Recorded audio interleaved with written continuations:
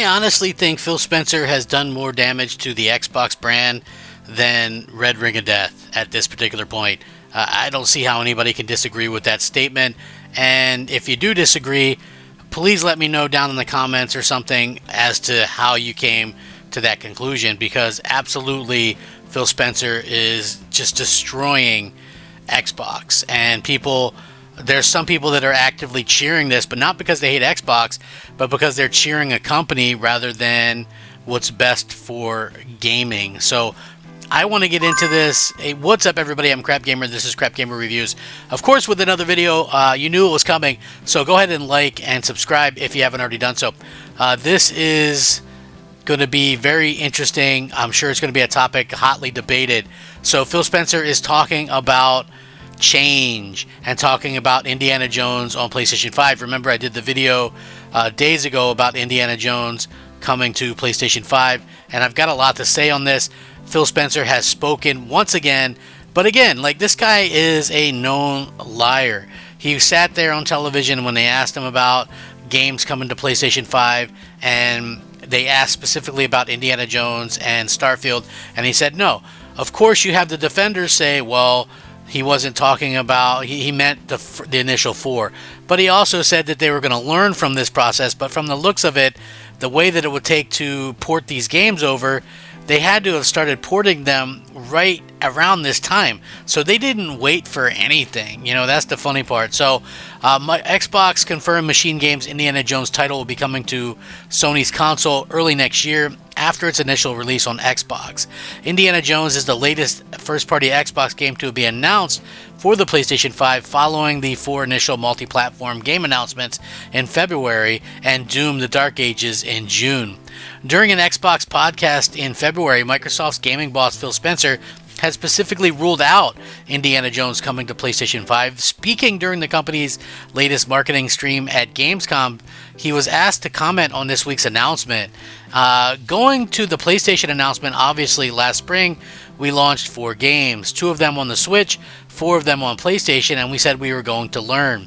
I think at that showcase, I might have said that from our learning, we're going to do more. What I see when I look is that our franchises are getting stronger. Our Xbox console players this year are as high as they've ever been. So I look at it and I say our player numbers are going up for the console platform. Our franchises are strong as they've ever been, and we run a business. So I want to stop this right here for a second. So first of all, he says that the numbers are going up on the console. And here's the thing, right? This sounds good, and people go, oh, well, that's good. Xbox console sales are flatline. They're DOA. What he's talking about is there's a large contingent of player base, more people probably playing on Xbox One than there are on Xbox Series X and S. So it makes it seem like there's like an inflated thing. And the reason why more people are playing on the Xbox One, because you have games like Fortnite, Apex Legends, Roblox, Minecraft, the latest Call of Duty, the newest Madden, the newest FIFA. All these games are still active and get updated regularly on Xbox One. There's going to be a point where that doesn't happen anymore, and that's when you're going to see this big shift where he can't BS people anymore, because let's say next generation, right? Xbox Series X and S might limp through this generation, whatever the case may be. The numbers are going to be low. And then next generation, people aren't going to jump on Xbox. And the reason why they're not going to jump on Xbox is because most people don't trust Microsoft. And I can't blame them for not trusting Microsoft. Like, I don't trust Microsoft. I think, Microsoft is a company that realistically is full of itself, and they don't care about gamers in any way, shape, or form. So, when I look at this and I go, okay, well, what's Microsoft going to do in the future? How can they be this stupid? Honestly, and people go, well, they'll recover from this. They'll do this. They'll do that. Like, how do you recover from this? I honestly don't see how anybody could recover from this type of situation. And again, what we're looking at is something a little bit unprecedented, because we've never seen something like this happen before, right? Like Microsoft, and they're not even keeping the consumers in the know is the main thing. So I see a lot of discourse from Xbox fans, right? Because Microsoft promised that the Bethesda deal was to get exclusive games where Game Pass exists. To the best of my knowledge, Game Pass does not exist on PlayStation or Nintendo. Now, my guess is that Microsoft is trying their best to make it seem like Game Pass is like this big deal, like that's the reason they get an Xbox. But to me, a rental service is 100% not a reason to buy an Xbox. And I think that people are going to probably understand where we're coming from when that actually happens in the future, that that's not a good thing. Microsoft has already pretty much killed competition because Sony does not feel that there's any competition. Why would Sony feel any competition or any threat from Microsoft when Microsoft is putting their big games on PlayStation, right? PlayStation can just invest their cut from that, get more exclusives, try to end what Microsoft is doing. And Xbox fans, hey, I feel for you, right? Because we're the ones that are beta testing these games for PlayStation. And I know that there's a lot of Xbox fans out there, and I would hope that you would heed what I'm saying and not think of it as some kind of fanboy thing or whatever. But if Microsoft, I understand they promised more hardware, and we'll probably get more hardware. But think of it this way. Microsoft, from the FTC documents, leaked out that they were working on a haptic controller that was going to release called Sibyl, and they were working on Project Brooklyn, which was a cylinder-shaped Xbox Series X with some improvements. It wasn't more powerful, but it had better Wi-Fi and some improvements and things like that. Those were kind of innovative things. You refresh things, a new controller. You finally have a haptic controller so you can catch up to what Nintendo and Sony are doing. And we get neither of those things. What do we get?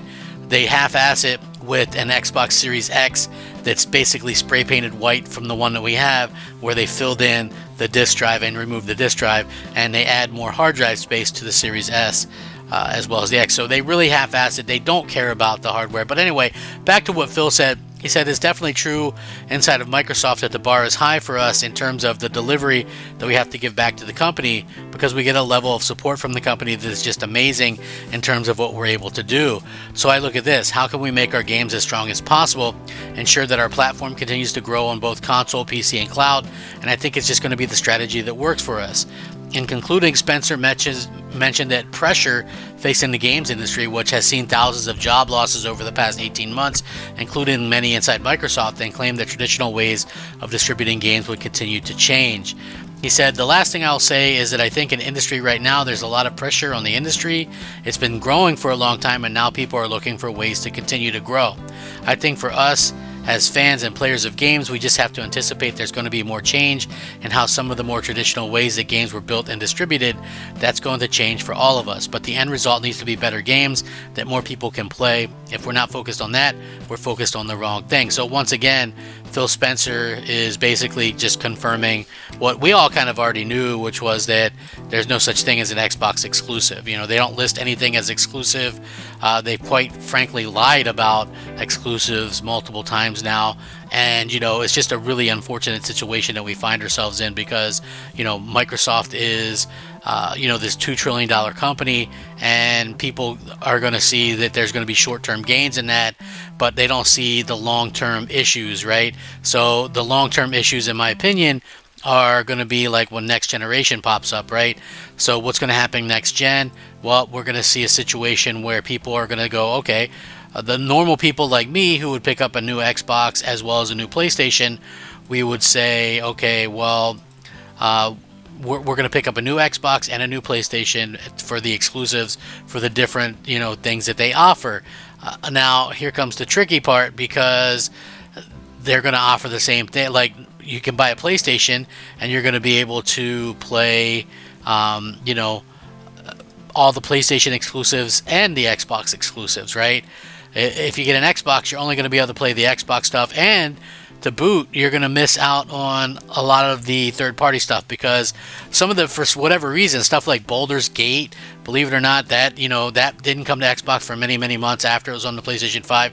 The Xbox just isn't a sexy or attractive console to third-party developers. Now look at Wukong, right? This huge game out of nowhere. You know, it'll eventually come to Xbox, but dang, like, you know, and you can even look at something like Genshin Impact. You know, what, 4 or 5 years later it comes to Xbox?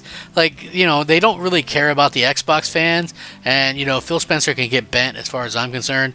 I can't wait till he retires or leaves or whatever the case may be. But let me know what you guys think. Rack 'em up. Crap Gamer out.